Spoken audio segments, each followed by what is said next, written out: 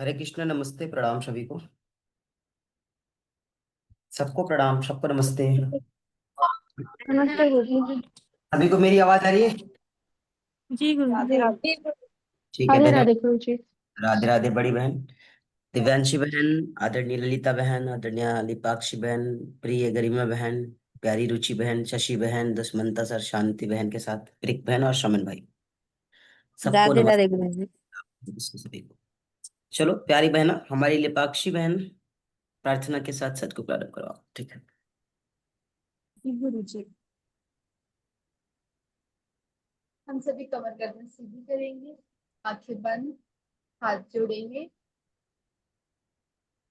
लंबी गहरी श्वास लेंगे और छोड़ेंगे। श्वास लेते हुए ओम का उच्चारण करेंगे। आ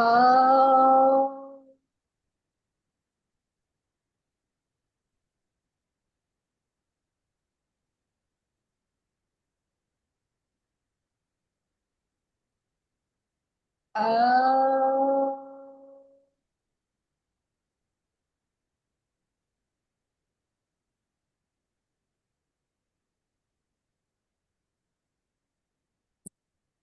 आ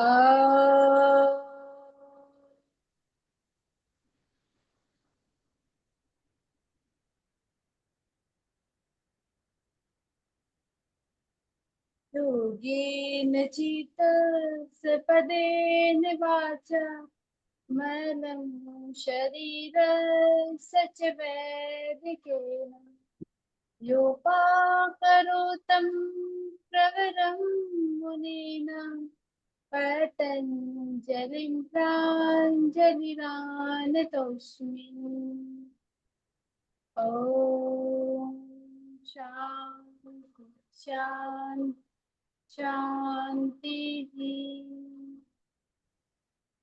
अपने दोनों हाथों में घर्षण उत्पन्न करते हुए हाथों को आंखों पे स्पर्श करेंगे। हाथों के अंदर ही आंखों को कोमलता से खोलेंगे, बंद करेंगे। आप सभी के भीतर विराजमान उस परम पिता परमेश्वर को मेरा सहृदय प्रणाम। राधे राधे। धन्यवाद लिपाक्षी बहन। सभी को राधे राधे। आशा और उम्मीद करते हैं आप सभी स्वस्थ, सकुशल और सकुशल होंगे। जो आशा हम कर रहे हैं बिल्कुल वैसा ही है ना? जी गुरु जी। जी गुरु जी। लोगों को लग रहा है सर ये क्या पूछ रहे हैं, नहीं? चलिए आप लोग, बहुत अच्छी बात है, क्वेश्चन। आज हमारी बात हो गई है और जो वीडियोस के लिंक है वो आप लोगों को, जैसे लोगों के मैसेजेस आ रहे हैं, तो अभी तक क्या था कि जूम ना कई तरीके के रिस्ट्रिक्शन, और ये आपका यूट्यूब बहुत तरीके के रिस्ट्रिक्शन लगा रहे हैं। तो उसमें हमने ऐसा किया है कि जो भी वीडियोस है वो सभी लोग आराम से देख पाएंगे। तो जो वीडियो हम आप लोगों को देना चाह रहे हैं उस वीडियो को हम पब्लिक कर देंगे, तो आपके साथ साथ और भी जो लोग देखना चाहेंगे देखेंगे। उसको पब्लिक करने के पीछे और भी कई कारण थे।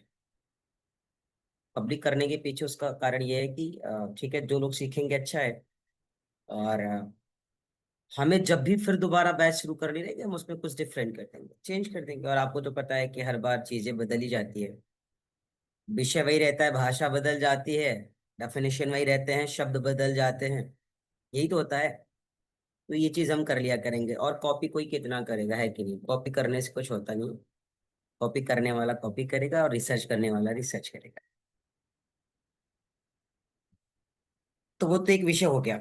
तो आदरणीय हमारी ललिता बहन, आपको भी सारी वीडियोस मिल जाएगी, क्योंकि हमने वीडियो में एक ही प्रॉब्लम आ रही थी, है ना, कि जो मेल आईडी है, पहली चीज तो मेल भी कभी कभी हमारे साथ क्या होता है कि हमने जिस मेल को आपको दिया है, पता चला हमारी फोन में दूसरे मेल से यूट्यूब खुला हुआ है या दूसरे मेल से हमारे फोन चल रहे हैं।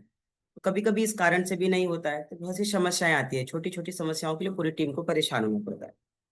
तो एक हम लोगों ने सीधा सा सिंपल तरीका ढूंढ लिया कि क्लास हुई, अपलोड होगा, आप कभी भी देखो, कहीं भी देखो, या कोई और भी जो भी चाहे वो भी देख सकता है। ठीक है, कोई दिक्कत? और जिसको अच्छा और जिसको ज्यादा स्पेशल सीखना रहेगा वो तो पर्सनली बात भी कर लेगा, मैसेज भी कर लेगा और आगे की चीजों को या आगे के विषयों को सीख भी लेगा। ठीक है। आगे की बात करेंगे, उज्जयी के विषय में हम बात करने वाले हैं आज। सबको पता है एक हमारा प्राणायाम था कल, कौन सा प्राणायाम था कल? गुरुजी कल सूर्य भेद किया। ओहो सूर्य भेदी। अच्छा, सूर्य भेदी को कहीं कहीं सूर्य भेदन भी कहा जाता है, आप लोगों को पता है? तो जो सूर्य भेदन कहा जाता है, सूर्य भेदन और सूर्य भेदी एक ही है या अलग अलग? क्वेश्चन आता है।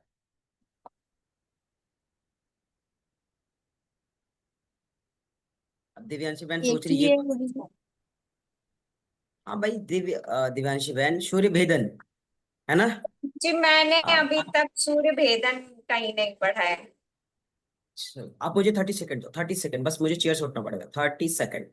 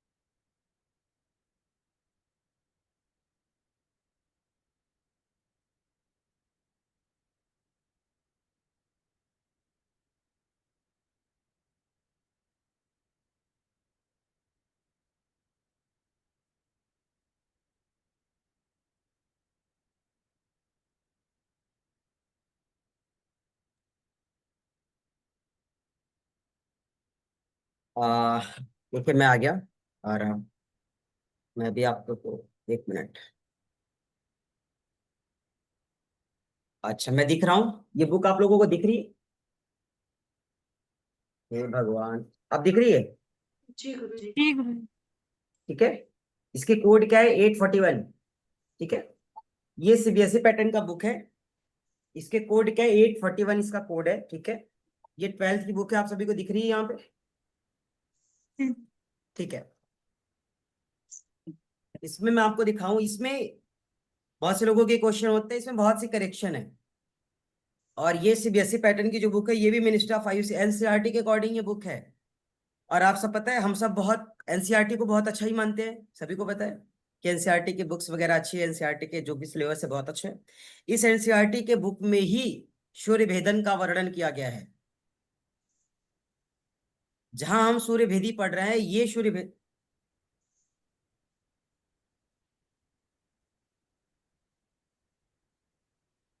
मम्मी सुनो यार, इसको ले जाओ।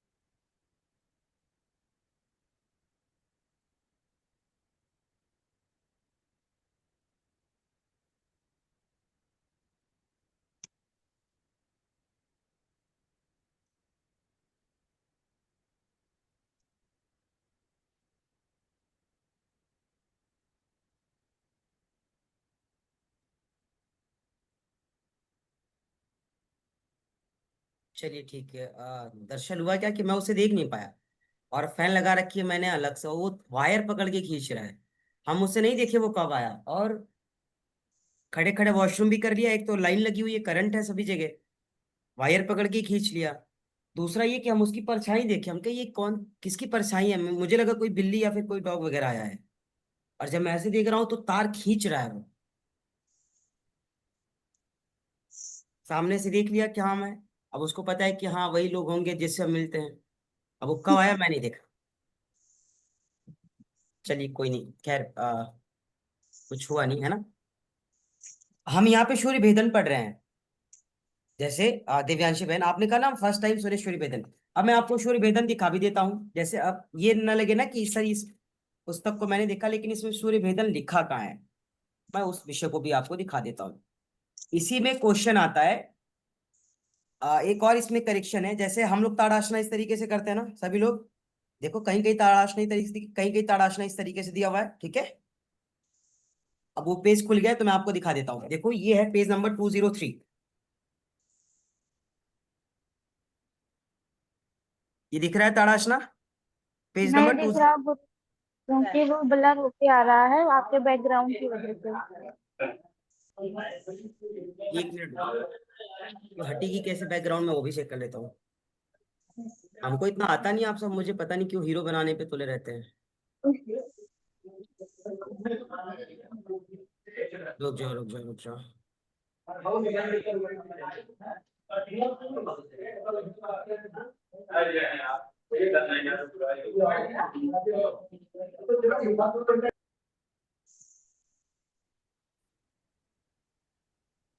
चलो अब देखिए, इसके लिए मैं अपने को धन्यवाद कर रहा हूँ। मुझे आती नहीं है सब चीजें, पता नहीं होगी मैं,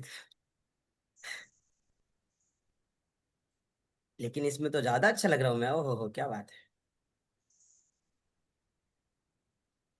अब लोग भूल गया, अब थोड़ा अब आपको सही दिखेगी। एक मिनट, मैं जो करने वाला था। हाँ ठीक है, ये मिल गया। अब देखिए आप, अब ये चीजें शायद आपको दिखेगी, कैसे दिखेगी, ये दिख रही है, जी दीदी। ठीक है। आ, अब देखिए, ये ताड़ासना दिखी आपको। जी गुरु जी। अब देखो यही बुक है इसमें। जी। हाँ ठीक है, ये इसमें ताड़ासना है, आप इधर ताड़ासना पढ़ सकते हैं, ठीक है। ये आगे चलते हैं, आप फिर से मैं आपको दूसरा दिखाने वाला हूँ। एक और मैं आपको दिखा देता हूँ। ये 203 पे है और यही चीजें 101 पे है। आप लोग को इसलिए मैं दिखा रहा हूँ कि आप लोग कभी भी कंफ्यूज मत होइएगा, है ना। और कभी भी किसी को गलत मत ठहराइए, पहले आप उसको देखें कि कह क्या रहा है सारा विषय। अब देखो आप यहीं पे हम दूसरा विषय देख लेते हैं। फिर से आप इसको थोड़ा नीचे करो। ये देखो तड़ाशना आ गई,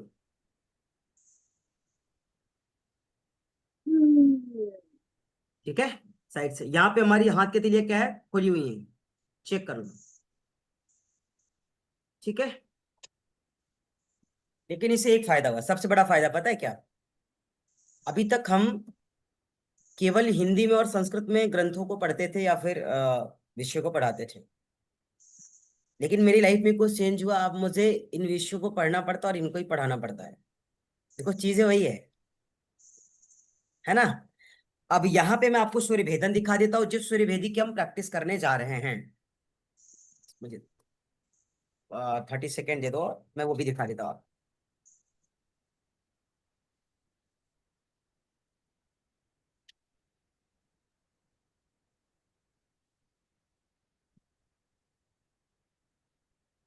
अभी बहुत चीजें याद नहीं है, कौन सी किस पेज पे है, अभी बहुत दिन तो हुए नहीं।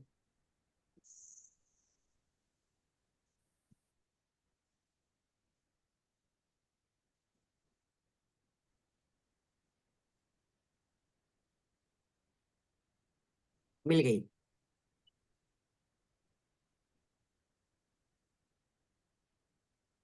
ये देख पा रहे हो क्या लिखा हुआ है, सूर्य भेदना। इसको सूर्य भेदन पढ़ेंगे। जैसे योगा को योग पढ़ रहे हैं ना यहाँ पे, ये सूर्य भेदना है और ये क्या है, ये सूर्य भेदन। प्रोसेस वही है, सारी प्रोसेस, ठीक है। अब बात ये आती है कि क्या एनसीईआरटी ने जो ये चीजें बना रखी है, क्या ये गलत है, आप बताइए। ये तो गवर्नमेंट की चीजें है ना, ये गलत है, ये जो ये बता रहा है नहीं गलत है। और आज जो चीजें या हम जो लोग पढ़ रहे हैं ना, दिव्यांशी बहन, हमारे जितने भी भाई बहन यहाँ पे, जो भी आप सभी योगी जन हैं, आपको मैं एक बात और बता दूं। ये जो भी हम लोग पढ़ रहे हैं, ये हम लोगों का सौभाग्य है कि ऐसे गुरु मिले हैं, हम सबको ऐसे गुरु भाई मिले, या ऐसी हम लोगों को टीचर्स की टीम मिली है जो अकॉर्डिंग टू ग्रंथ चीजों को हम लोगों को सिखा रही है। याद रखिएगा आने वाली जो पीढ़ियां है ना, क्योंकि ये इस तरीके से सारे स्कूलों में जा रही है और स्कूलों में लोग ऐसे ही पढ़ेंगे फिर। सूर्य भेदी को सूर्य भेदन पढ़ेंगे। ताड़ासना चाहे जैसे कर लो। सूर्य नमस्कार के आप उसमें पॉस्चर देखेंगे, आप भी कंफ्यूज हो जाएंगे, कंफ्यूज हो जाएंगे भाई। चंद्र नमस्कार देखेंगे आप कंफ्यूज हो जाएंगे, आपको लगेगा कि मैं जो किया वो सही था या ये सही है, मैं करूँ क्या।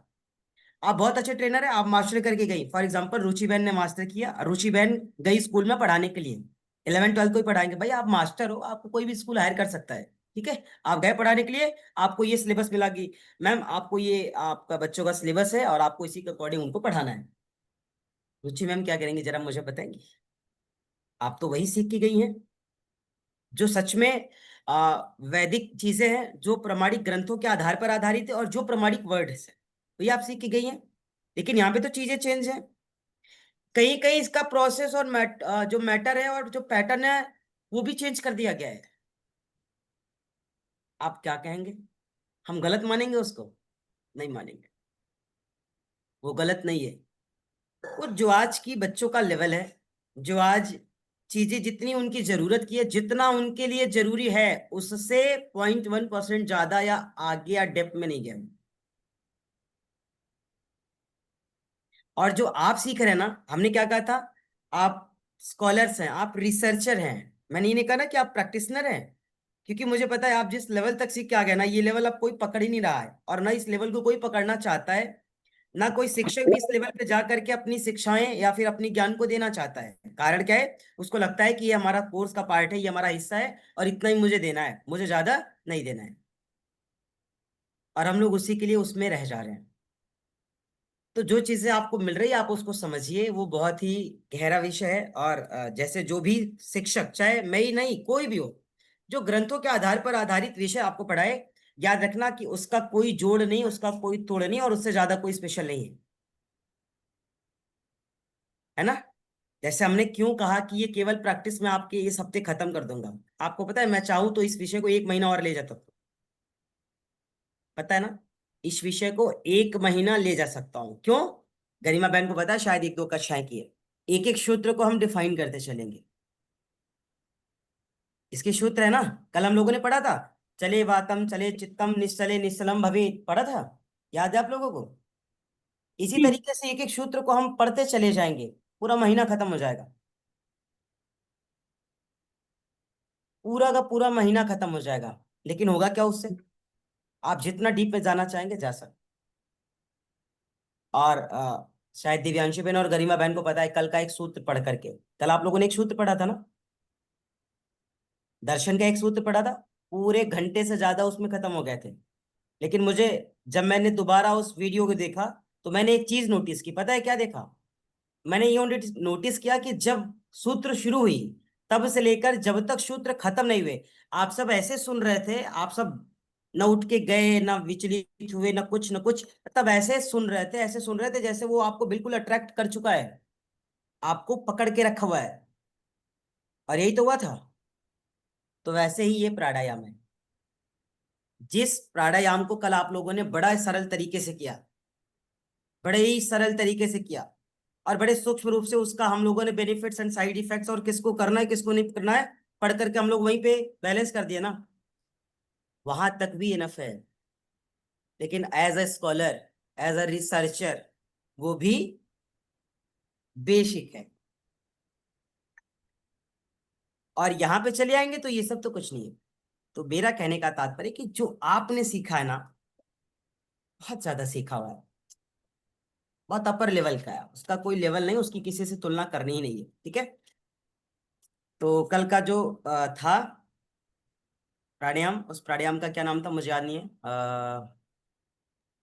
सूर्य भेदी। सूर्य भेदी, हाँ सूर्य भेदी।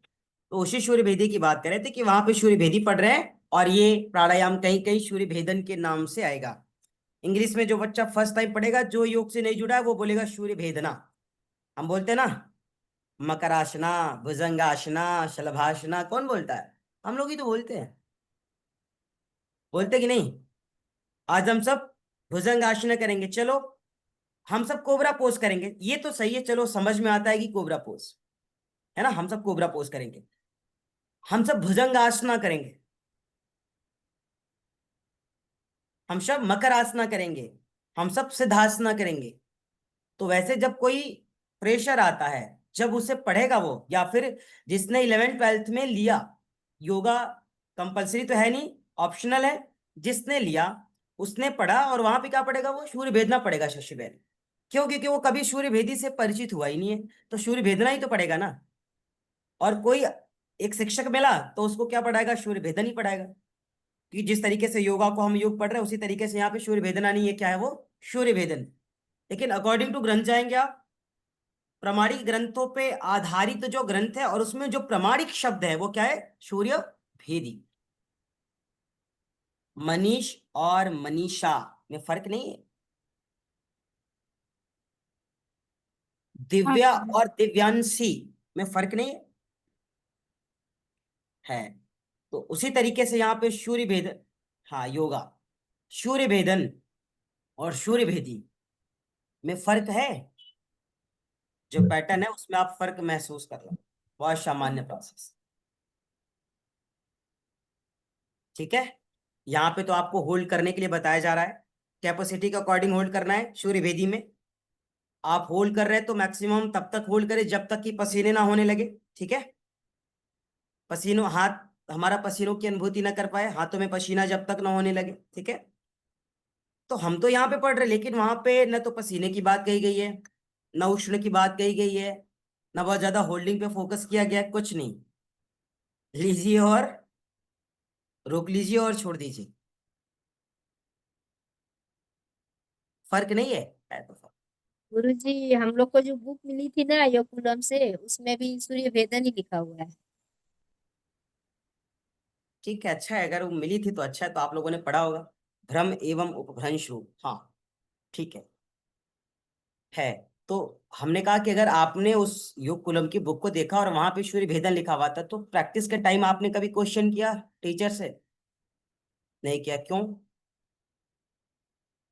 कमी किसकी है, कमी किसकी है, हमारी। तो गुरुजी, हमें लगा कि वो अगर मतलब बस पढ़ने में अंतर है और कुछ नहीं होगा, एक ही है। कमी हमारी है।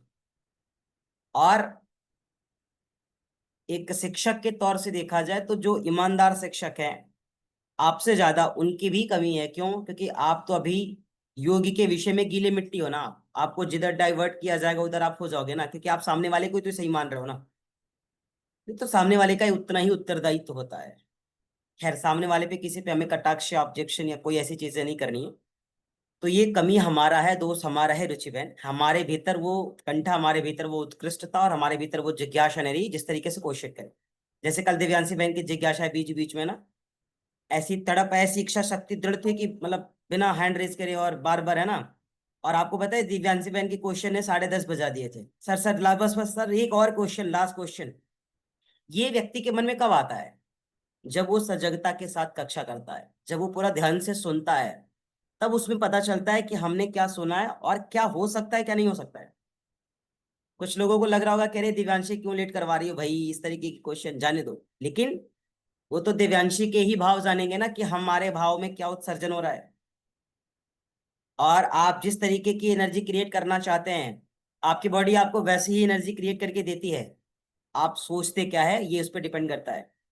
आप जैसा सोचोगे, आपकी जो हार्मोनल सिस्टम है, आपका जो ह्यूमिनिटी है, आपकी जो नाड़ियाज है, जो नर्व्स है आपके, है ना, ये सब बिल्कुल वैसे ही एक कंडीशन, वैसा ही माहौल, वैसा ही क्राइटेरिया फीड करते हैं, पता है।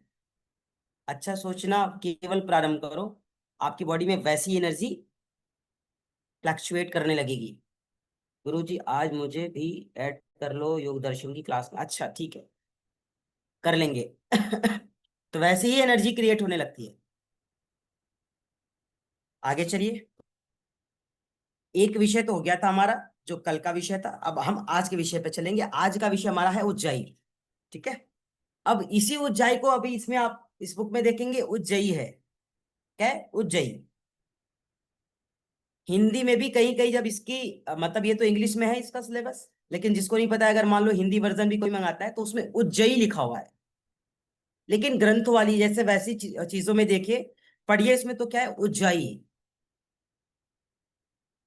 जाई और जई, फर्क नहीं है, है है ना, फर्क है।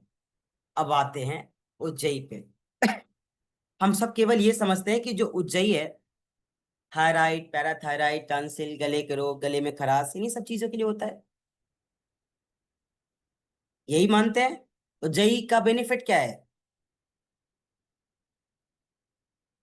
देवांशी बहन, उज्जयी आप लोगों ने घेरन अकॉर्डिंग टू घेरण्य संहिता पढ़ा है? उज्जयी की प्रैक्टिस भी आप लोगों ने की है? जी गुरु। उज्जयी का मतलब क्या था? वहां पे क्या बताया गया था, आपको याद है? इसकी भी परीक्षा हो जाएगी ना शांति बहन, हम लोगों ने पढ़ा है, पैसे दिए 3000 रुपीज, उसकी याद है कि नहीं? पढ़ा भी है, कोर्स भी हाँ कंप्लीट थोड़ा हो बहुत गया। याद है। हाँ, जी, थोड़ा दोनों बहुत नाच याद है। हमारी बाह्य वायु को अंदर खींचना और उसको कुंभक लगाना। और जब चलिए। कुंभक लगाते हैं तो अपने गर्दन से, गले से हृदय के बीच में आपको वायु को रोकना होता है। अच्छा 3 ठीक है, बार हम हमें श्वासों को लेना होता है उसमें। हम एक बार रुचि बहन को भी पिन कर देते हैं, स्पॉटलाइट पे ला देते हैं। सभी देख रहे हैं रुचि बहन को? देख रही है हमारी योगिनी बहन? आपको दिख रही कि नहीं? रुचि बहन, हम आपके स्टूडेंट्स हैं, हम सब आपके स्टूडेंट्स हैं। आप हम लोगों को उज्जयी सिखा रही हैं। एक बार आप फिर से उज्जयी सिखाइए कि हम लोगों को मतलब उज्जयी करने का जो फॉर्मूला है वो आ सके। आप उससे एक्सप्लेन जैसे भी करना चाहे आप कीजिए, और उसकी प्रैक्टिस कराइए। और आप लोग एक बार पकड़िएगा, हम भी पकड़ेंगे आपकी तरह, हम भी एज स्टूडेंट्स इनसे सीख रहे हैं, ठीक है? अब एक बार आप शुरू करो आप उज्जयी। चलो मैं अपनी माइक म्यूट कर देता हमें अपनी दोनों नासिका से अपनी बाह्य वायु को अंदर खींचना है।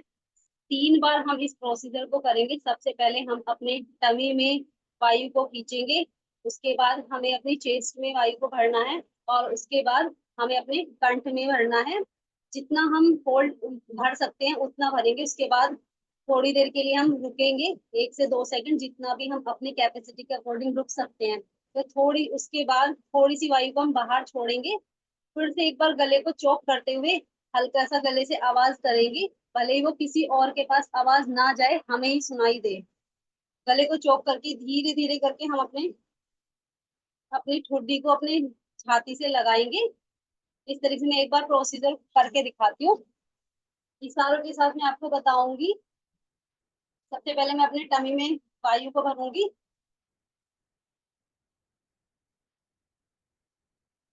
प्यारी बहन रिलैक्स, रिलैक्स प्यारी बहन रिलैक्स। कभी भी कोई भी प्राणायाम करें, बेशक सभी करेक्ट पोस्चर में ही क्यों ना बैठा हूं, लेकिन जब भी हम किसी प्राणायाम की शुरुआत करेंगे, फर्स्ट हम अपनी जी, पोस्चर को ठीक करेंगे और सामने वाले को भी इम्प्रेस करेंगे कि आप अपनी पोस्चर को ठीक करें, स्पाइन को स्ट्रेट करें, बैकबोन स्ट्रेट करें, शोल्डर स्ट्रेट करें, नेक स्ट्रेट करें। क्योंकि अगर हमारे शोल्डर स्ट्रेट है बट नेक डाउन है ना, नेक स्ट्रेट है, राइट शोल्डर डाउन है, इस बात का हमेशा ध्यान रखना है कि जब तक बॉडी 90 डिग्री के एंगल को मैच नहीं करेगी, तब तक प्राणायाम का मैक्सिमम बेनिफिट्स आपको नहीं मिलने वाला है। कल की प्रैक्टिस में हम लोग ये किए भी थे। तो एक बार आप जी, चेक करें कि सभी अपनी बॉडी को 90 डिग्री के एंगल पे रखें, स्पाइन स्ट्रेट हो, शोल्डर स्ट्रेट हो। आप ये सारी चीजें एक बार फिर से बताएं। सभी कमर गर्दन सीधी करके बैठ जाएंगे, शोल्डर रिलैक्स करेंगे, बॉडी पूरी तरह से स्ट्रेट रहे, और अपनी बॉडी को पूरा लूज छोड़ेंगे। उसके बाद हम प्रोसीजर को स्टार्ट करेंगे। सबसे पहले हम अपने टमी में वायु को भरेंगे।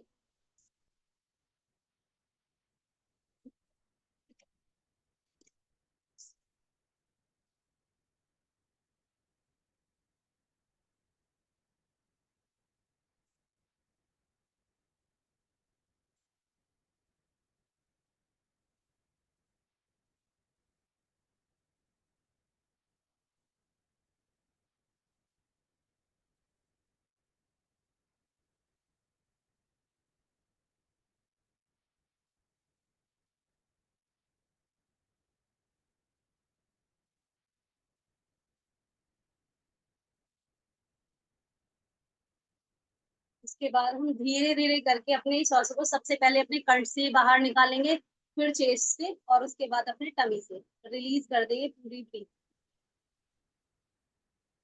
ठीक है। आ, गुरु जी, दोनों कुछ श्वास करना हो तो बता दीजिएगा। देखिए, ठीक है। अभी हम लोग दर्शन में नादा, इसमें नादानुसंधान की बात करते हैं। नादानुसंधान में जो अलग अलग प्रकार की जो ध्वनि सुनाई देती है, दर्शन में भी पढ़ाया गया है, ठीक है, जो अलग अलग प्रकार की ध्वनि की बात करते हैं। तो ये जो नादानुसंधान में विभिन्न विभिन्न प्रकार की ध्वनि सुनाई देती है, तो क्या ये केवल भ्रामरी में सुनाई देती है? क्या ये केवल मेडिटेशन में सुनाई देती है? नहीं। आप हर उस ब्रीदिंग प्रोसेस में इसको फील कर सकते हैं जो वास्तविकताओं के साथ आप कर रहे हैं। फॉर एग्जाम्पल, जब हम उज्जयी करते तो उज्जयी का जो मतलब हम कभी भी बात करते हो, कहते हो उज्जयी जब भी करता है साधक, आप सभी को पता है कि दोनों नौस्तल से हम सब दोनों नासिकाओं से पूरक करते हैं, करते हैं। आप दोनों नासिकाओं से जब पूरक करते तो क्या दोनों right nostril and left nostril, Ida और पिंगला, जो हमारी, क्या दोनों बैलेंस्ड है? आपको दोनों नॉस्टल से पूरक करने की कही जा रही है कि हम जब भी श्वास लेंगे दोनों नासिकाओं से पूरक करते, लेकिन क्या दोनों नासिका हमारी क्लियर है? दोनों नासिकाओं से जब हम पूरक कर रहे हैं, श्वास को अंदर खींच रहे हैं, और जो श्वास को अंदर आप खींच रहे हैं उसे, उस वायु को, उस श्वास को कहां भर के रखना है? पहले पहले तो मुख में ही भर के रखना है ना। फर्स्ट कहां भर के रखना है? मुख में रखना है। आपने इस बात को बताया ना अभी रुचि बहन? अरे भाई जी। बोलो ना। जब हम इसे मुख में भरकर रख लेते हैं उसके बाद तो कंठ को संकुचित करते हैं ना, यस नो? शादी करेंगे। जब हम इसको भर के रखते हैं उसके बाद कंठ को संकुचित करते हैं, लेकिन याद कीजिए कि मैक्सिमम लोग जैसे ही प्राणवायु को लेते हैं दोनों नासिकाओं से पूरक करते हैं और कंठ को खींच करके लगा देते हैं। लगा देती, हाँ यही ऐसे करते हैं हम, हमें ऐसे ही सिखाया था। यही करते हैं हम। हमें ये समझना है कि हम अगर अपनी प्राणवायु को मुख में भर के रख लें, जैसा कि अभी रुचि बहन आपने कहा था कि वो हमें आवाज किसी को सुनाना नहीं है, वो सुनाई दे या ना दे मैटर वो नहीं है। ये तो तब सुनाई देना चाहिए जब साधक सीख रहा हो। जब नहीं आता है, चलो ठीक है, उसको कराना है, सिखाना है, उसको समझ में नहीं आएगा तो एक इसको प्रोसेस मान लो, सरल तरीका मान लो, विधि मान लो। लेकिन यहाँ पे पैटर्न, जब आप करेक्ट विधि से जाओगे, राइट पैटर्न पे जाओगे, तो क्या कहता है कि दोनों नासिकाओं से प्राणवायु को, है ना, पूरक करते हुए जब हम श्वास को अंदर खींचते हैं, तो जितना भी श्वास आप खींच पाते हैं, राइट लेफ्ट दोनों नौस्तल से जो भी श्वास से हम खींच पा रहे हैं, उन श्वासों को पेट में थोड़ी भरना है। आप कहेंगे सर लेकिन हम सांस खींचते तो पेट में ही चला जाता है, करेक्ट। आप सांस खींच रहे, मुख में रोके ही कहा रहे हैं, और अगर मुख में रोकेंगे नहीं तो पेट में तो जाएगा ही, पेट में ही तो जा रहा है ना। लेकिन उज्जयी की विशेषता क्या है यहाँ पे कि सर्वप्रथम आप अपनी प्राणवायु को मुख में रोक करके रखें। क्या हम लोगों ने मुख में रोक करके रखा? पहला विषय। क्या हम लोग अभ्यास करते समय कभी इसको मुख में रोक के रखने की कोशिश करते हैं? दूसरा विषय। क्या इसके अभ्यास के समय कोई हमको यह सिखाया कि जब भी हम उज्जयी करेंगे, फर्स्ट हम दोनों नासिकाओं से प्राणवायु भरते समय उस प्राणवायु को सर्वप्रथम अपनी मुख में, है ना, रोक कर रखेंगे। तत्पश्चात, यही तो भाषा है, शुद्ध भाषा। तत्पश्चात उसके पूर्व क्या करते हैं? कंठ को संकुचित करते हैं। दूसरी विधि है वो।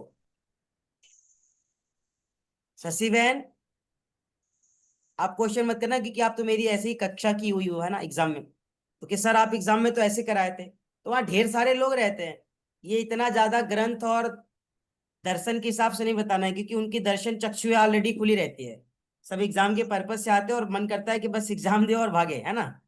तो ज्यादा चक्षु जगाने के चक्कर में कहीं, है ना, उनका मोटिवेशन खराब ना हो जाए, इसलिए ये सारे विषय वहां पे नहीं बताए जाते। शशि बहन ने हमारे साथ कक्षाएं की एक्चुअली, तो मैंने कहा हो सकता है वो कभी कक्षाएं की हो तो सीखी हो इस तरीके से। तो वो एक सामान्य प्रोसेस है। उस सामान्य प्रोसेस से जब आप करेंगे तो केवल उसका उतना ही लाभ होगा। आपने संगीतकार तानसेन का नाम सुना है? जो अपनी ध्वनि से, अपनी सुरों से वर्षा करा दे, जो अपनी सुरों से अग्नि प्रज्वलित कर दे कंठ से। वो सरस्वती की कृपा उन पर होती थी कि वो अपनी सुरों से, अपनी संगीत से, अपनी लय से वर्षा करा दे। और आजकल तो बड़ा पूजा करने पर भी वर्षा नहीं होता है रुचि बहन। तभी तो लोग डायलॉग मारते हैं ना कि हमारा घर छोड़ सारे शहर में बरसात हुई। पता नहीं कैसे ये वाला लाइन है, लोग कभी मैंने सुना है। तो आप भी कुछ ऐसी चीजें, ऐसी क्रियाएं, ऐसी साधनाएं सीख लीजिए कि आप करा ले, संभव हो जाए। नहीं है। क्यों? क्योंकि हम उस राइट वे में चलना नहीं चाहते हैं, हम हर जगह शॉर्टकट ही अपनाते हैं, अभी भी अपना रहे हैं। यही कर रहे हैं ना हम सब सर? हम सब भी अभी शॉर्टकट अपना रहे हैं। कहाँ? योग में, आसन में, प्राणायाम में, ध्यान में, सभी शॉर्टकट अपना रहे हैं। और विश्वास कीजिए, शॉर्टकट से आप सफल जल्दी हो सकते हैं, लेकिन खत्म भी जल्दी हो जाएंगे। मतलब समझ गए? सफल जल्दी होंगे लेकिन खत्म भी हो जाएंगे, बेकार हो जाएंगे फिर आप। शॉर्टकट नहीं जाना। और ये मेरी लाइफ का एक अनुभव है। हम चाहे अपनी स्वार्थ के लिए, हम चाहे पैसे के लिए, हम चाहे जिस भी चीज के लिए, हमने बहुत वर्षों तक शॉर्टकट अपनाया। और लोगों के कथनानुसार, लोगों के कहे अनुसार, उसी तरीके से, उसी विधि पे, उसी पैटर्न पे मैंने कुछ दिया, लेकिन मुझे बहुत लॉस हुआ। पता है क्या? अगर वो चीजें मैं सही विधि से करता तो अब तक मेरी न जाने कितनी चीजें सज चुकी होती, और सिद्धियों का न जाने कितने, है ना, अंबार लग चुका होता। तो तुरंत के लिए तो फायदा करेगा, अर्थ से सहयोग कर देगा और किसी चीज से सहयोग कर देगा, लेकिन लॉन्ग लाइफ के लिए नहीं है। तो एक बार हम बता रहे हैं, आप सभी कीजिए। ठीक है रुचि बहन, समझ में आया? सभी स्ट्रेट बैठे, बॉडी स्ट्रेट करें, और कमर, कंधे, गर्दन तीनों जब एक शीर में करें तो ध्यान को थर्ड आई पर लगाएं। ज्ञान चक्षु जिसे कहा जाता है, शिव नेत्र कहा जाता है, तीसरी बिंदु कहा जाता है ना? तो जहां बात शिव की आ जाए फिर वहां पे कोई बात नहीं रह जाती है। तो शिव नेत्र पर आप अपनी, है ना, ध्यान को लगाएं, फोकस करें।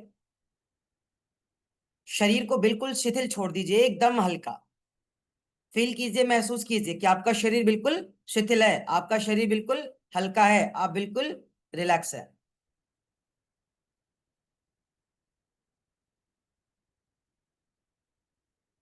आपका शरीर अब तक का सबसे हल्का शरीर है। विचार कीजिए, आपकी बॉडी अब तक की सबसे शिथिल बॉडी है। आपकी बॉडी सबसे ज्यादा रिलैक्सेशन, सबसे ज्यादा रिलैक्स मूड, सबसे ज्यादा रिलैक्स जोन फील कर रही है, एक्सेप्ट कर रही है। आप दिव्य चेतनाओं की जागृत करता है।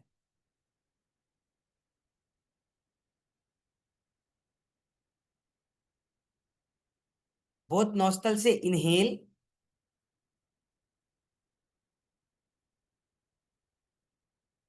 मैक्सिमम इनहेल, स्लोली स्लोली उस प्राण वायु को देखिए जो इनहेल प्रोसेस के साथ आप ले रहे हैं।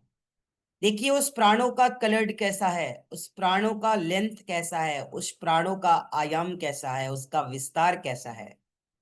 उस प्राण को देखे जिस प्राण को आप भर रहे हैं, उस प्राण को देखे जिस प्राण को आप अनुभूत कर रहे हैं, उस प्राण को देखे जिस प्राण को भरने से आपके हृदय, आपके फेफड़े स्ट्रांग हो रहे हैं, सबल हो रहे हैं और मजबूत हो रहे हैं। विश्वास कीजिए कि अब तक का उत्तम स्वास्थ्य, अब तक का श्रेष्ठ स्वास्थ्य, अब तक का सबसे बढ़िया स्वास्थ्य हम इस अभ्यास के बाद प्राप्त करने वाले हैं। शरीर पूरा हल्का, मन बिल्कुल रिलैक्स। हम स्वयं में हैं, हम खुद में हैं, हम स्वचेतना के सहयोगी हैं। स्वचेतना हमारी सहयोगी है, हमारे विचारों पर हमारा नियंत्रण है।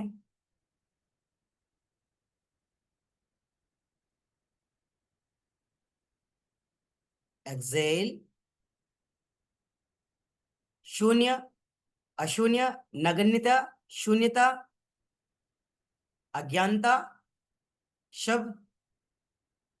एक्सेल प्रोसेस के साथ आपकी चित्त से, आपकी चेतना से, आपकी मन मस्तिष्क विचारों के साथ साथ शरीर से दूर जा चुकी है।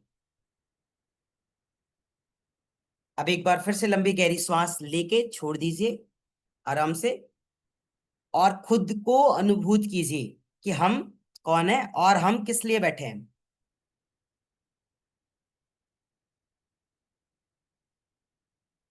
कहते हैं बाह्य वायु को दोनों नासिका छिद्रों से खींच करके हम चलेंगे ऊंचाई प्राणायाम की तरफ, जहां पे बाह्य वायु को दोनों नासिका छिद्रों से खींच करके आंतरिक वायु को हृदय एवं कंठ से खींचना है। हमें अपनी दोनों नासिका छिद्रों से बाह्य वायु को खींचना है, किंतु जब हम बाह्य वायु को खींच ले दोनों नासा छिद्रों से, उसके बाद की जो स्थिति होती है, आंतरिक वायु जो आंतरिक वायु की जो हम बात करें, उस आंतरिक वायु को हृदय एवं कंठ से खींचना है। और जैसे ही आंतरिक वायु को हम हृदय और कंठ से खींचेंगे, कुंभक को धारण करेंगे। तो प्रोसेस को शुरू करते हैं। फर्स्ट, रिलैक्स, बोथ नॉस्टल से इनहेल कीजिए, बाह्य वायु को खींचिए, धीरे धीरे धीरे धीरे धीरे धीरे बाह्य वायु को अपनी दोनों नासिका छिद्रों से खींचे, मुख को बंद रखें। जब आपको लगे कि अब इससे ज्यादा वायु हम नहीं खींच सकते हैं, तो आप उस वायु को एक बार फील करें, उसे अनुभूत करें और उसे देखें। नेक्स्ट, नंबर 2, आंतरिक वायु की जब हम बात करें, कहते कंठ और हृदय से खींचे, कंठ को चोक करें आप, कंठ और हृदय से आंतरिक वायु खींचे। और जब ये महसूस हो जाए कि हमने चोक कर लिया, तो आप कंठ से चोकिए और आपके हृदय से भी आपने आंतरिक वायु खींचा, ऐसी अनुभूति करें, केवल ऐसा महसूस करें, फील करें ऐसा। और अब कुंभक धारण करें, कुंभक धारण करें सामर्थ्य अनुसार।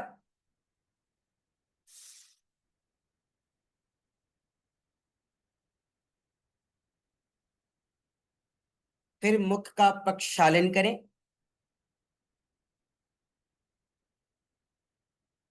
मुख का प्रक्षालन करें।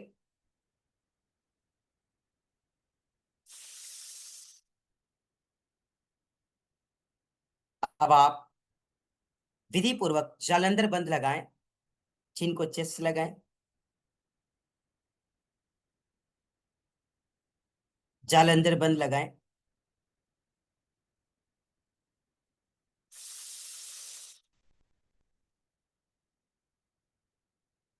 थ्री टू 5 सेकेंड से लेकर कैपेसिटी अनुसार होल्ड, यथाशक्ति धारण करना है।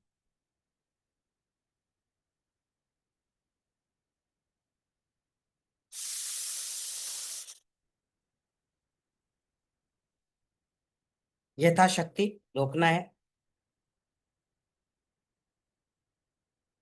जब आपको लगे कि अब इससे ज्यादा नहीं रोक पाएंगे, जालंधर बंद को छोड़ें, नेक को रिलैक्स जोन में ले जाएं, नेक को रिलैक्स जोन में ले जाएं।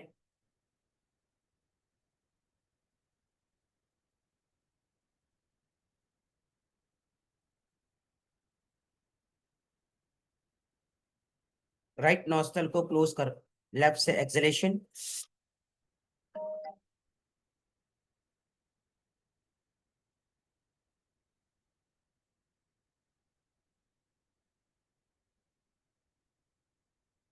जब एक्सलेशन की प्रोसेस पूरे हो, 3 to 5 टू लेकर 10 to 20 second hold, relax zone को फील करें, महसूस करें।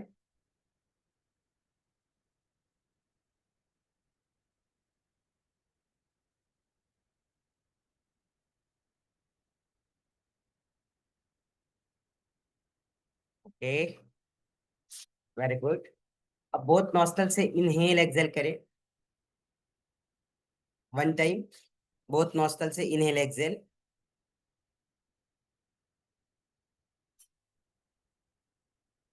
Relax, open your eyes.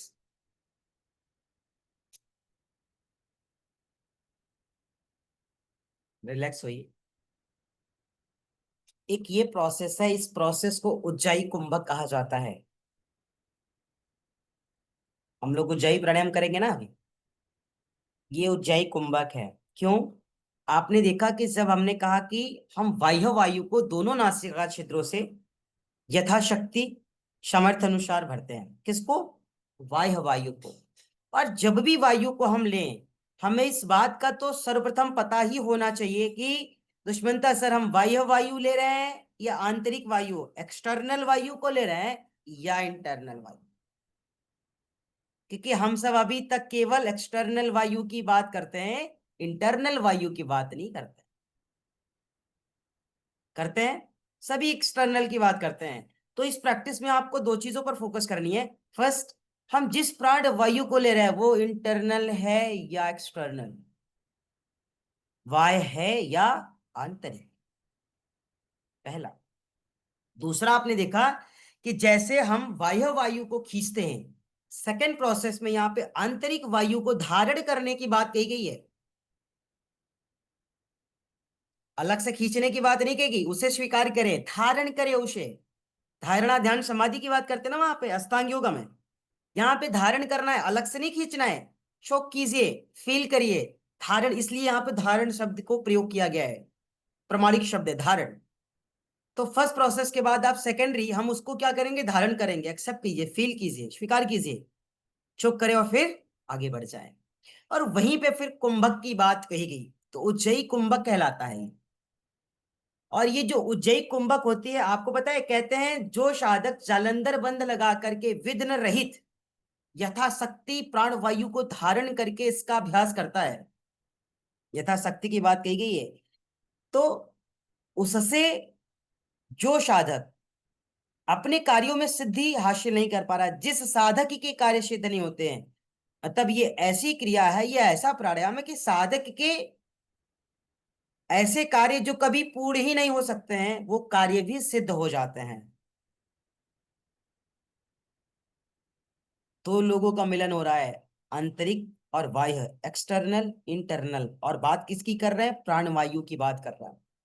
Support कौन कर रहा है, कुंभक। तीसरा विषय है यहाँ पे।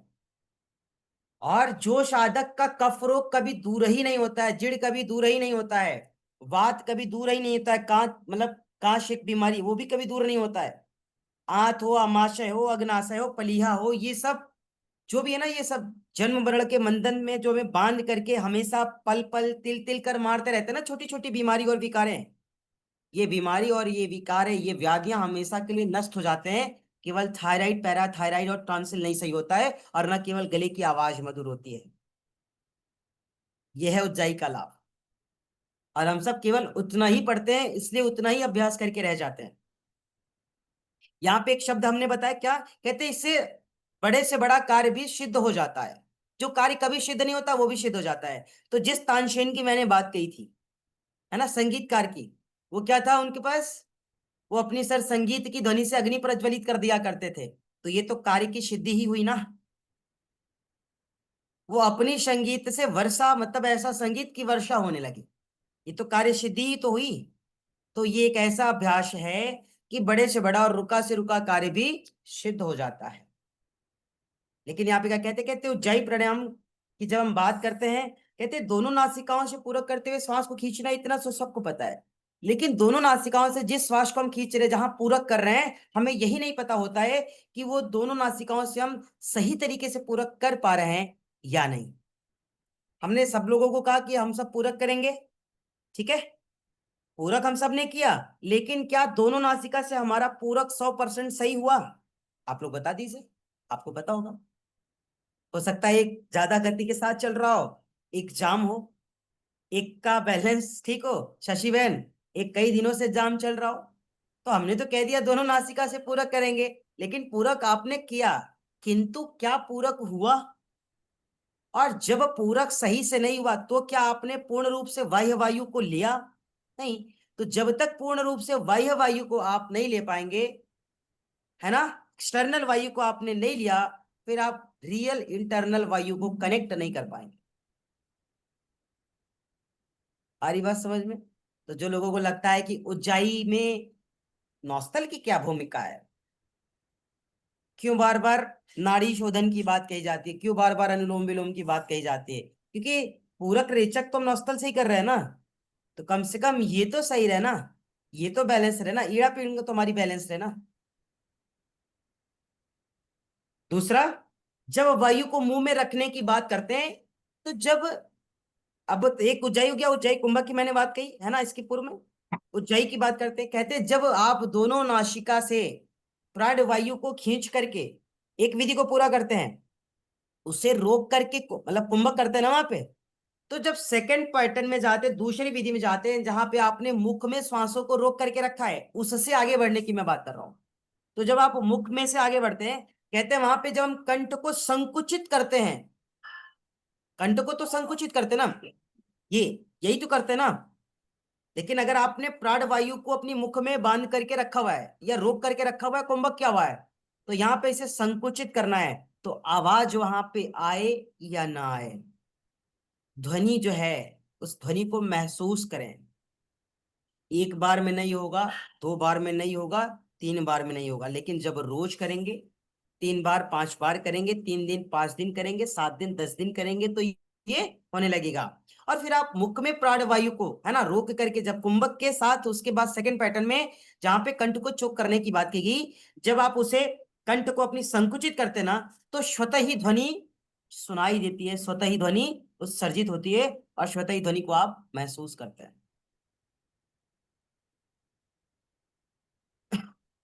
आधे लोग तो चले गए। बहुत से लोग क्या करते हैं, कंठ की बात कही गई ना यहाँ पे रुचि बहन, कंठ को छोड़ करके पूरा गले को ही खींचना शुरू कर देते, ऐसे पकड़ के शुरू करते हैं। आप याद करिए, देखिए बहुत लोग को कंठ को चोक करने की बात की गई थी यहाँ पे। कंठ और गला दोनों एक ही है नहीं ना, तो जब बात कंठ की कही जाए तो पूरे गले को क्यों आप उसमें इन्वॉल्व कर रहे हैं, कहते ना कंठ को चोक करिए। अब देखिए आप सब लोग, हमेशा कोई भी करता है, ये पूरा यहां से उठा देता है इसको, तो भाई जब कंठ को चोक करो ना तो बॉडी को मत उठाओ ना, क्यों, यहाँ पे बात कंठ की कही गई है ना कि गले की। दिव्यांशी बहन विषय समझ में आ रहा है? और हम अक्सर वही गलती करते हैं ना। और जब पूरा गला खींचेंगे ना रुचि बहन, तो आवाज भी बहुत तेज आती है, कहते वाह वाह वाह कितना बढ़िया वाह अरे आप तो बहुत अच्छा किए हैं। ताली भी बजा देते उसके लिए। अब उसको आगे सीखने के लिए विवश भी है ना, अब वो नहीं सीख पाएगा, उसको पता चल गया कह रहे इतना बढ़िया हो रहा है, ताली बजा दिया मैम ने, अब इससे ज्यादा कुछ करना ही नहीं है। उसको तो यही बता रहा था ना कि बाबू भैया लल्ला लाली, तुम्हें पूरे गले को नहीं खींचना है, तुम्हें केवल कंठ को संकुचित करना है। और जब वो बार बार कंठ को संकुचित करेगा ना, जैसे आपने भी उसको ताली बजा के शाबाशी दी, तो ताली बजाने का मौका नहीं मिलेगा, क्योंकि एक बार में वाइब्रेशन होगी नहीं, आवाज आएगी नहीं, घर सुनाएगा नहीं, तो हो सकता है सामने वाला ही आपको गाली दे दे कि पता नहीं क्या करवा रही, हो ही नहीं रहा है, वो अपनी गलती नहीं देखेगा। तो यहाँ पे कहते हैं कि जब कंठ को संकुचित करे ना, तो कंठ को जब संकुचित करता है तो सूक्ष्म ध्वनि उत्पन्न होती है, सूक्ष्म। और हमेशा उज्जाई करते समय कंठ को जब हम चोक करते तो सूक्ष्म ध्वनि ही उत्पन्न होती है। ये हम लोग जो गधे की तरह करते हैं ना वाइब्रेशन, ये है नहीं कहीं, और नई तरीके से वाइब्रेट होगी, भ्रामरी थोड़ी है। भ्रामरी में और इसमें फर्क है। तो आप यहां से भी वैसी आवाज निकालते जैसे भ्रामरी से निकाल रहे हैं, यही तो करते हैं ना। तो इस काम पे आपको बड़ा विशेष ध्यान देना है। जब आप उज्जाई करें तो आपको कंठ को जब चोक करें तो सूक्ष्म ध्वनि अगर सुनाई दे रही तो ठीक है। और दूसरा, जैसे गले और वायु की बात आती है, कंठ से नीचे गए, गले और फिर हृदय पे जाइए, उसे भी क्या करना है, फील करना है, हृदय को खींचना। कैसे खींचेंगे हृदय को, जरा मुझे बताइए। आप जितना स्पाइन को स्ट्रेट करके बैठेंगे, बैकबोन स्ट्रेट रहेगी है ना, उस हृदय को आप केवल ब्रीथ से फील कर सकते हैं। जितना डेप्थ ब्रीथ होगा आपका, उस हृदय के स्पंदन, उस हृदय की वाइब्रेशन, उस हृदय की घर्षण और उस हृदय में चेंजेस को फील कर पाएंगे। केवल ब्रीथ पे डिपेंड करता है। आ रही बात समझ में कि नहीं? जी गुरुजी। आधे लोग बोले तब तो हम आगे चले। जी गुरु जी आ रहे। जी गुरु जी।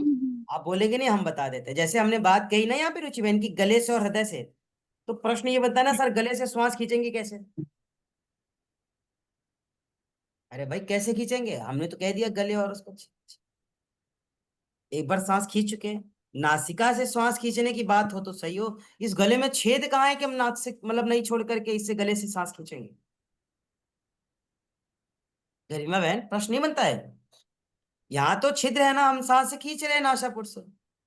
गले से सांस खींचे। भाई गले से सांस खींचे किधर, जरा जगह जरा दिखा दो ना, उधर ही से खींच ले गले में। तो जिस गले से सांस खींचने की विधि का वर्णन किया गया है, जिस गले से श्वास को लेने की बात की जा रही, कहते हैं जब साधक जो वायु है ना, पूरक वायु, जो पूरक वायु जब आप खींचे थे, अब प्रश्न उठता है कि उस वायु को, उस पूरक को हम गले से कैसे खींचे। और जब श्वसन हमारी नासिका से ही हो रही है तो श्वास तो पूरी अंदर जा रही ना, और सांस जब पूरी अंदर जा रही है तो क्या वो मुख में रुकने का प्रश्न कर रही है? नहीं, ऑलरेडी सांस वो जा रही है। हम महसूस करते हैं कि मैक्सिमम सांस, जब आप कहते हैं ना मैक्सिमम इनहेल, मैक्सिमम इनहेल, जब नीचे से श्वास भर जाता है, टोकरी भर जाती है, उसके बाद भी जब हम इनहेल करते हैं, अंत समय तक इनहेल करते हैं, तो कुछ सांसें हमारी यहां तक आ जाती है। अब लगता है कि इसके बाद नहीं ले पाएंगे, और वही सांसें मुख में रुकती है। थोड़ा सा इनहेल करेंगे तो कहां से रुक लेंगे?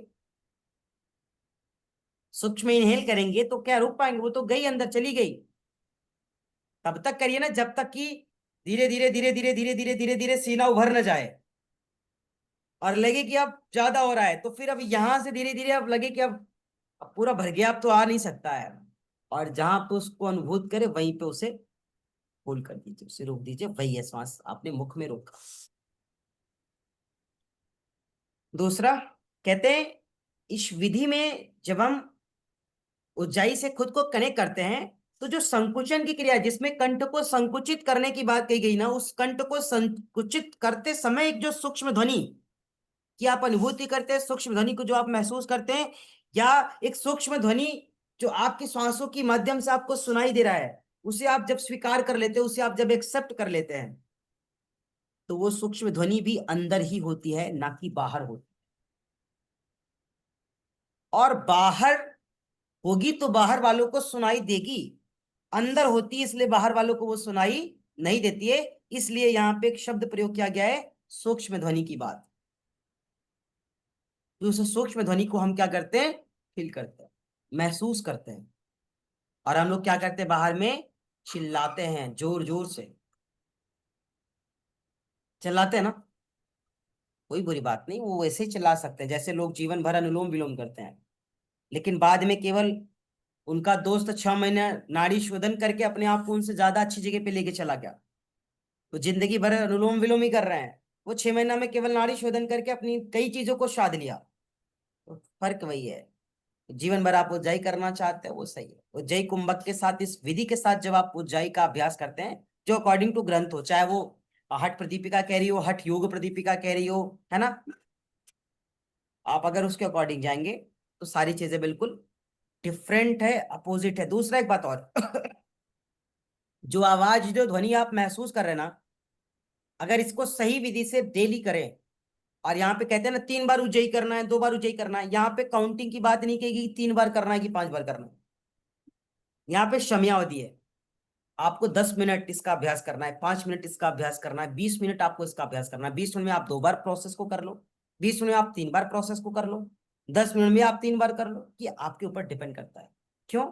जब आप इसको करते ना, तो आप अपनी सामर्थ्य के अनुसार, आप अपनी ब्रीथ के अनुसार, आप अपनी होल्डिंग पावर के अनुसार जब खुद को कंफर्ट जोन में फील कर पाते हैं, उसके बाद छोड़ते हैं, फिर रिलैक्स होते हैं, फिर करते हैं। यहाँ पे कोई टाइम का बाउंडेशन है कि 1 मिनट में करके खत्म कर देना है, या एक बार से लेकर के 5 बार करना है तो जल्दी जल्दी हम लोग 5 बार कर लें। इसलिए यहाँ पे ड्यूरेशन दिया गया है, टाइम का काउंटिंग नहीं दिया गया कि 5 बार करना है कि 10 बार करना।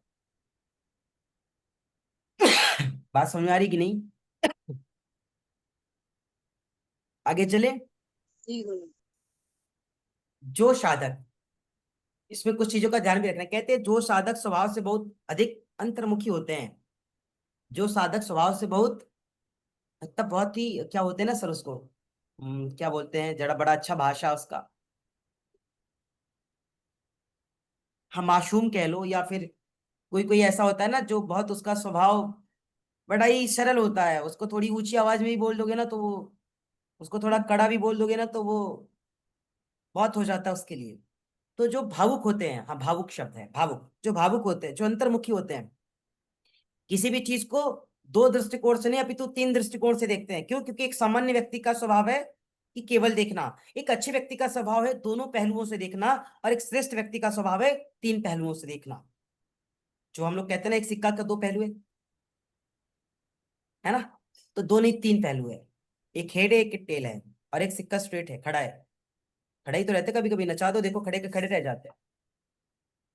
तो वो क्या होता है, वो साधक अंतर्मुखी होता है, वो अपने आप में काफी डिफरेंट है लोगों के अकॉर्डिंग। क्यों? कि वह केवल बाहर के दृष्टिकोण से नहीं देख रहा है, और वो जो अभ्यास कर रहा है वो बाहर दिखाने के लिए या सुनाने के लिए नहीं कर रहा है, वो अंतर्मुखी है, अंदर अनुभूत कर रहा है, अंदर उसे फील कर रहा है, अंदर की ध्वनि को सुन रहा है, और फिर उसके लाभ से लाभान्वित हो रहा है। तो जो अंतर्मुखी होते हैं, है ना, वो साधक इस अभ्यास को जल्दी कर नहीं पाते हैं, ज्यादा सोचते हैं, जो तुरंत क्रिया प्रतिक्रिया कर देते हैं, जिसके भीतर पेशेंस नहीं है, वो जल्दी इसको कर नहीं पाते हैं।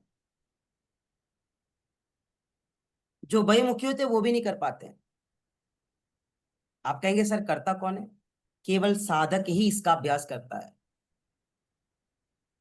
कोई अंतर्मुखी और बहिर्मुखी की यहाँ पे बात नहीं कही गई है। कोई बहुत हार्ड व्यक्ति भी इसको नहीं कर सकता है, और कोई बहुत ज्यादा भावुक व्यक्ति भी नहीं कर सकता है। जो एक सम व्यक्ति होता है, जो दोनों परिस्थितियों में अपने को सम रखने की कला जानता है, वही इसको कर सकता है। समझ पाए आप? बहुत भावुक लोग भी नहीं कर पाएंगे सर। पता चला दिव्यांशी बहन जैसी ट्रेनर रहे, प्रोसेस तो करवा दे, कहे very good very good very good, 60 second hold, मरा तो वो तो जल्दी मरेगा बेचारा। कल जाने वाला था, आज ही जाने की तैयारी कर लेगा। क्यों? हम बता दिए 60 सेकेंड होल्ड। और क्या है, मोरल उसका डाउन है, बहुत ज्यादा बेचारा भावुक है। अब भावनाओं में बह के तो कर तो रहा है, लेकिन एक एक सेकंड जैसे जैसे बीत रहा है ना, हाल वही हो रहा है जब आप कोई कठिन आसन करके काउंट कर देते। इसलिए यहाँ पे काउंटिंग पे फोकस नहीं करना है, समय अवधि को बांट दीजिए। दूसरा, क्योंकि जो उज्जाई प्राणायाम है ना, उज्जाई प्राणायाम शांति का प्रतीक माना जाता है। आपको पता है, ये जो प्राणायाम है लोग इसको करते हैं तो चिल्लाते हैं, लेकिन ये शांति का प्रतीक है।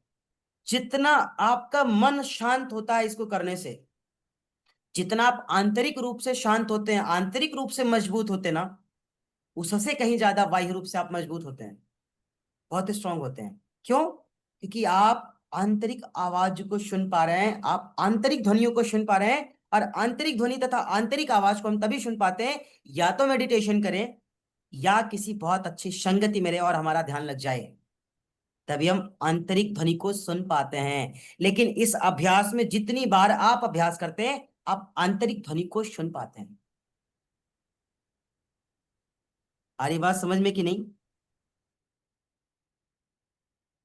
जी गुरुजी। समय ज्यादा तो नहीं हो रहा है? 2 मिनट और ले ले, 5 मिनट। इसको कुंभक के साथ किया जाए तो अति उत्तम, बड़े से बड़े कार्य की सिद्धि हो जाती है। जालंधर बंद के साथ किया जाए तो भी अति उत्तम, और इसे बिना बंधों का और बिना कुंभक का भी किया जा सकता है।